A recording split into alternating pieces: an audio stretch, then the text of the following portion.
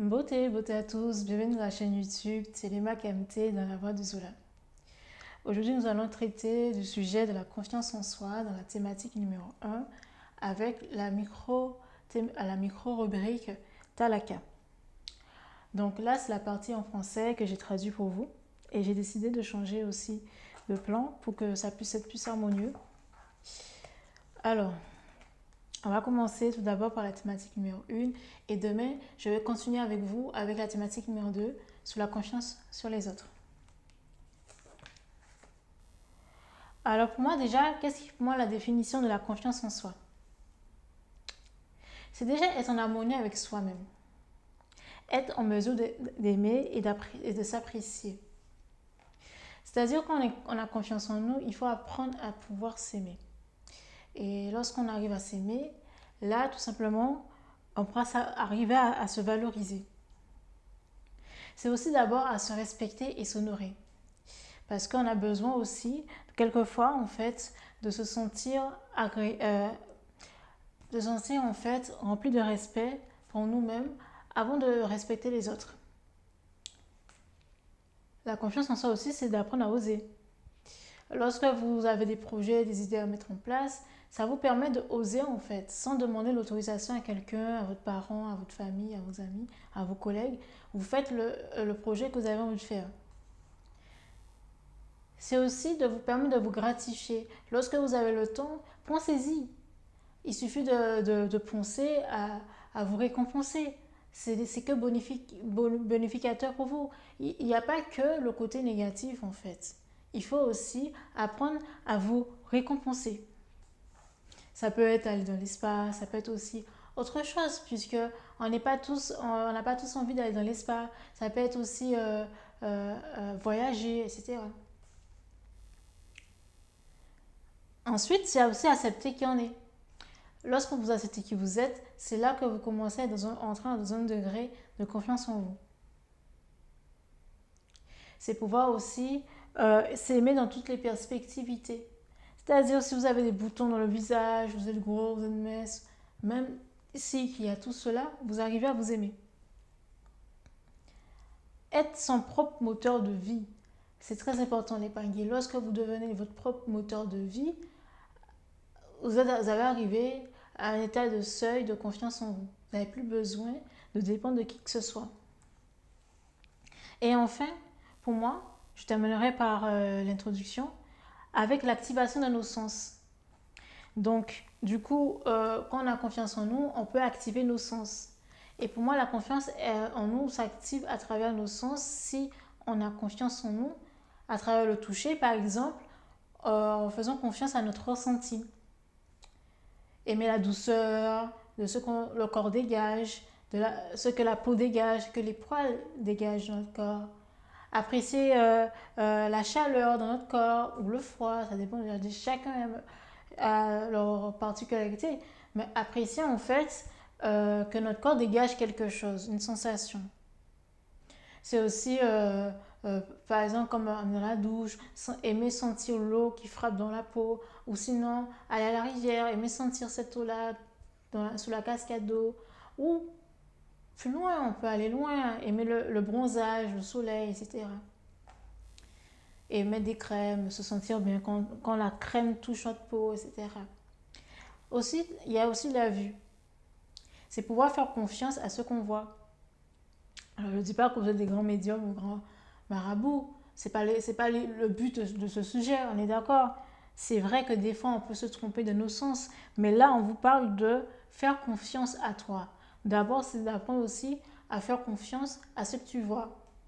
Lorsque tu arrives à faire confiance à ce que tu vois, c'est aussi, ça te permet d'être vrai en toi, en fait. C'est-à-dire, tu as en fait une idée bien précise dans ta tête que tu as déjà en fait bâti. C'est vrai que tu peux le modifier, le modeler après, plus tard, mais d'abord tu as un background qui te permet en fait justement d'aller en fait dans les perspectivités de ton imagination, de ta créativité. Et c'est là qu'on rentre aussi dans le paradigme.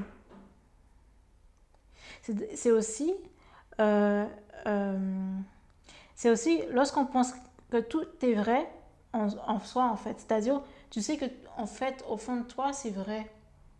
C'est pas quelque chose que quelqu'un t'a dit, t'a raconté, tu y crois en fait. C'est d'abord aussi accepter le miroir interne en toi. Hein, la confiance, c'est aussi un miroir. C'est-à-dire, tu arrives à regarder en fait, à l'intérieur de toi, en fait, ce que tu dégages. C'est avec ta perception, c'est ta propre perception qui te permet en fait de rendre ça écarlante en fait, ce que tu vois, ce que tu brilles, etc. Ou peut-être l'inverse. Ce qui te permet de t'apprécier aussi, parfois aussi dans le miroir. Pour certains, quand ils ont confiance en eux, ils vont se regarder dans différentes perspectives. Ils vont se regarder au niveau de tous les recoins des ongles. Ensuite, il y a le goût en fait. Le goût, c'est important aussi d'avoir son propre identité gustative, d'apprécier les bonnes choses à travers la nourriture, sans jugement en fait, sans se soucier de ce que les autres peuvent penser de ce que tu aimes en fait, de manière gustative. Ça rentre aussi dans un débat d'aimer prendre soin de soi. Faire naître en soi en fait les différentes palettes de goût. Tout le monde est différent, on est d'accord. Mais lorsque tu fais ça, tu sais déjà à peu près, moi, bon, ça va un peu mieux avec moi. Par exemple, le piment. Par contre, le citron, j'aime pas trop. Il y a aussi des fois, en fait, lorsque vous arrivez à améliorer vos goûts, vous arrivez aussi des fois, en fait, à, à prendre soin de votre corps, à savoir, en fait, ce qui est bon pour vous. Parce que vous arrivez à distinguer les bénéfices de ce que vous allez manger. Par exemple, vous allez arrêter des aliments qui vont donner des allergies ou donner envie de vomir, etc. Ensuite, il y a l'odorat. Lorsque vous aimez sentir des odeurs, ton corps, en fait, dégage des odeurs naturelles. Tu n'as pas besoin forcément de mettre autant de parfum. Ton corps naturel dégage un parfum naturel. Je ne parle pas de la transpiration. Chaque individu dégage une odeur à soi, en fait. Il faut comprendre cela et il faut le respecter. Ton odeur, c'est ta marque de voiture, ta marque de fabrique. Et ça, il faut apprendre à aimer ça. Et à le façonner dans différentes odeurs. Parce que c'est toi qui le mets de ton corps. Tu peux décider de changer le parfum de ton corps naturel en variant, par exemple, avec l'alimentation que tu vas manger, avec la méditation. Parce qu'avec la méditation, le fait de changer de bande de fréquence, ça peut changer aussi ton odeur, en fait. Parce que c'est l'aura, finalement. Et la musique aussi, etc. Ça ne veut pas dire que toutes les personnes qui font la même méditation que toi auront le même odeur. C'est pas ça que ça veut dire. Ça veut dire tout simplement que tu es arrivé à mieux te connaître et à modifier en fait cette odeur-là, ça que tu avais en toi. Par exemple, si tu avais une odeur de pourriture au départ, naturelle, ça va se dégager lorsque tu vas travailler sur en fait, par exemple, tu arrêtes la viande. Et après, tu commences à écouter plus de musique relax que du rock and roll. Et bien, forcément, ton corps sera plus va dégager une odeur plus de fruits, voilà, puisque tu as dégagé simplement ce que tu es en fait, tout simplement. Ce n'est pas magique. L'ouïe, par exemple, c'est lorsque tu arrives à faire confiance à ce que tu entends. Les choses qu'on entend, comme par exemple le battement de notre cœur, les courants tactiques qui est autour de nous, si les gens arrivent à entendre ces sensations, les bruits de nos organes internes, les bruits pour ceux qui vont plus loin, dans notre glande pinéale, quand tu es dans des méditations bien profondes, tu t'habitues à ça, tu entends même le bruit des cristaux qui est émise par ta glande pinéale. Parce qu'en fait, notre glande pinéale a un cristaux, a plusieurs cristaux. Le cœur, c'est accepter aussi, lorsque vous arrivez à vous aimer, c'est aussi accepter aussi d'ouvrir le cœur, d'être aimé aussi, mais aussi d'apprendre à mieux se connaître à travers le cœur. Accepter les limites, parce que des fois, en fait, quand on n'arrive pas à ouvrir le cœur, c'est qu'on n'a pas encore accepté les limites de notre cœur, c'est-à-dire les angoisses, les obstacles, les peurs, les émotions. Et donc, du coup, c'est pour accepter cela, avant d'y travailler là-dessus, parce que c'est très important de commencer d'abord à travailler sur ça, accepter les limites avant de travailler là-dessus. C'est aussi d'accepter aussi la subtilité que le cœur dégage, de la douceur, hein, des choses qu'il apprécie. Il apprécie des choses fugaces, des choses futiles et très banales, terre à terre. Comme par exemple pour le but de faire sourire ton cœur. Dans l'exemple que j'avais donné en réel, c'était par exemple le fait de faire l'expérience d'écouter des bruits de chats qui jouent, ou même des vidéos de chats qui jouent. Tu verras, en fait, tu vas rigoler naturellement parce que c'est ça que ton cœur adore, les trucs banals en fait. Et ce qui fait aussi d'accepter aussi ton intuition, d'écouter ton intuition et ce qui résonne dans ton cœur. Finalement, le cœur, c'est le guide en fait qui t'accompagne et qui te prévient dans toute situation lorsque tu laisses ouvert ton cœur. L'instinct, enfin, c'est au niveau du ventre.